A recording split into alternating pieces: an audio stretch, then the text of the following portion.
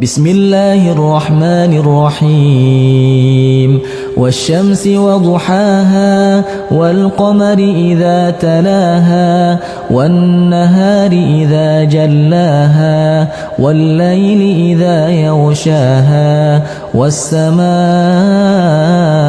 وما بناها والأرض وما طحاها ونفس وما سواها فألهمها فجورها وتقواها قد أفلح من زكاها وقد خاب من